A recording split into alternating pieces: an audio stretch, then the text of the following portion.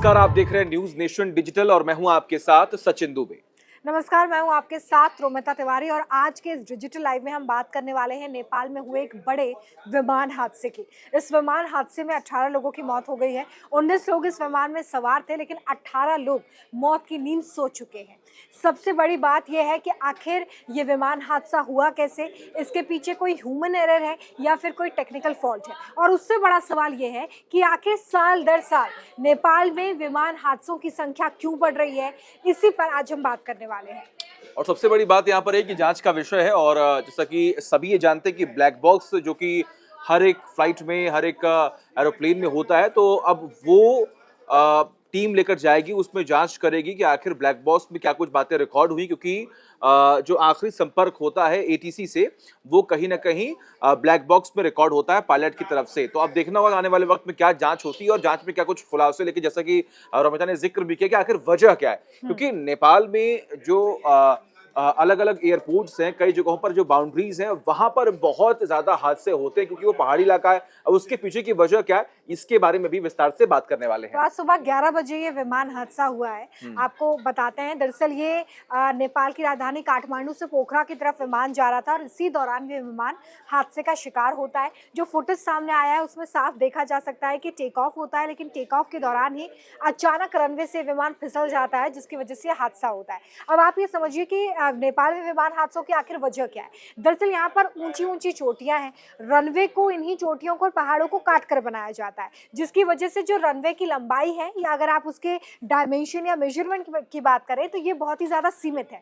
अब सीमित होने की वजह से होता यह है कि जब भी पायलट को टेक ऑफ करना होगा या लैंड करना होगा तो काफ़ी ध्यान रखना होता है इस बात का कि सीमित जगह में ही वो लैंड करवा सके, क्योंकि एक तरफ रनवे है और दूसरी तरफ खाई है। आप समझिए कि अगर रनवे पे ठीक ढंग से विमान की लैंडिंग नहीं होती है या वहां से टेक ऑफ नहीं होता है तो सीधे ये विमान खाई में जाकर हादसे का शिकार हो सकते हैं। और यही वजह है नेपाल में, क्योंकि छोटी छोटी चोटियां हैं। ऐसे में जब अगर प्लेन को घुमाना होगा या कहीं और से ले जाना होगा तो पायलट को काफी कठिनाई होती है, जिसकी वजह से विमान हादसे का शिकार होते हैं। लेकिन सचिन, आपके पास एक डेटा मौजूद है जो बताता है कि साल दर साल नेपाल में कैसे विमान हादसे बढ़ रहे हैं। देखिए, सबसे बड़ी बात यहाँ पर यह है कि साल 2000 के बाद अब तक 19 हवाई दुर्घटनाएं जो हैं वो नेपाल में ही हुई हैं और कई लोगों की जान चली गई है। पिछले साल मेरे ख्याल से इसी साल जनवरी में भी वहां पर एक हादसा हुआ था, उससे पहले भी कई हादसे वहां पर हो चुके जिसमें कई लोगों की जान गई है। लेकिन जैसा कि आपने बताया कि आखिर वजह क्या है वहां पर हादसे की, चोटियां जो हैं बहुत छोटी छोटी हैं, उन्हें काट कर वहां पर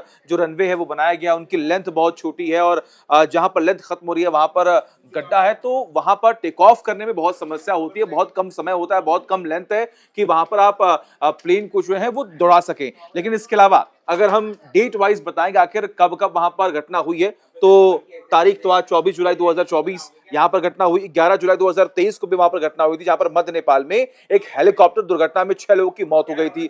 अगली तारीख की बात करेंगे तो देखिए 15 जनवरी 2023 की बात कर लेते हैं। उस दिन भी नेपाल की यति एयरलाइंस द्वारा संचालित 72 लोगों को ले जा रहा है एक ट्विन इंजन ATR 72 विमान पोखरा में दुर्घटनाग्रस्त हो गया था। इसमें भी कई लोगों की जान चली गई थी। तो ऐसे ही जो है, हाँ, तो ये जो आंकड़े हैं ये बहुत ही ज्यादा है। लगभग 2000 साल के बाद अगर हम बात करें तो 19 घटनाएं अब तक हो चुके 2024 तक। अब खुद सोचिए आप किस तरीके से यहाँ पर घटनाएं बढ़ रही है। लेकिन एक सवाल सबसे बड़ा यहाँ पर ये कि एयरलाइंस की लापरवाही भी कई बार देखने को मिलती है। पिछली बार भी खबर सामने आई थी कि लापरवाही थी, कुछ टेक्निकल इश्यूज थे, उसे सही नहीं किया गया था। और इस बार जो आज भी घटना हुई है उसमें भी मेरे ख्याल से कोई ना कोई तकनीकी खामी है जिसको वहां पर नजरअंदाज कर दिया गया है। सचिन, जो एक्सपर्ट से हमारी बात हुई थी न्यूज नेशन के माध्यम से, उसमें वो इस बात को कहते हुए नजर आ रहे थे कि जिस तरीके से प्लेन क्रैश हुआ है, पहले वो दाएं मुड़ा, फिर बाएं मुड़ा, उसके बाद वो क्रैश हुआ है, वो ऐसा अनुमान लगा रहे थे कि हो सकता है कि कोई ह्यूमन एरर हो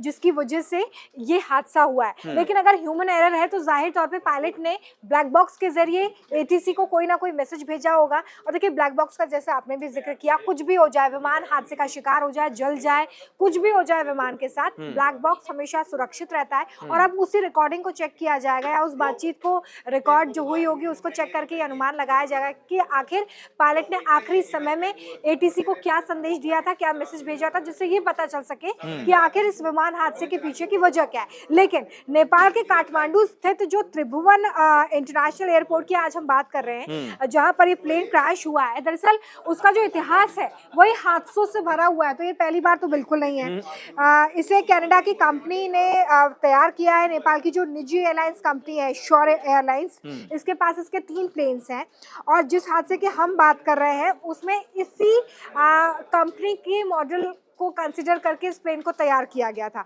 अब आप ये समझिए कि जो शोर एयरलाइंस है उन्होंने बताया है कि विमान जो है वो CRJ-200ER था और ये साल 2003 में बना था। मरम्मत के लिए ये विमान भेजा जा रहा था, लेकिन उससे पहले ही ये हादसे का शिकार हो गया। मतलब आप ये समझिए कि ये 21 साल पुराना विमान है जो कि मरम्मत के लिए भेजा जा रहा था, लेकिन इसी दौरान ये हादसे का शिकार हो गया, जो इस बात को थोड़ा बहुत तो पुख्ता करता है कि हो सकता है कि कोई ना कोई टेक्निकल एरर यहाँ पर हो जिसकी वजह से ये विमान हादसे का शिकार हुआ है। लेकिन अभी स्पष्टता बिल्कुल नहीं है क्योंकि अभी जांच होगी, ब्लैक बॉक्स चेक किया जाएगा। फिलहाल ब्लैक बॉक्स भी बरामद नहीं हुआ है, तो अभी ये प्रोसेस लंबा चलने वाला है। लेकिन आप सीधे तौर पे ये समझिए कि नेपाल में जो हादसे हो रहे हैं इसके पीछे एक तरफ तो वहाँ की बनावट है, रनवे की बनावट है, और दूसरी तरफ एक जो बड़ी वजह है वो पायलट्स को होने वाली कठिनाई और टेक्निकल एरर हो सकता है। क्योंकि आज भी ये शिकायत सामने आई है कि पायलट को ही परेशानियों का सामना करना पड़ा क्योंकि प्लेन जो है वो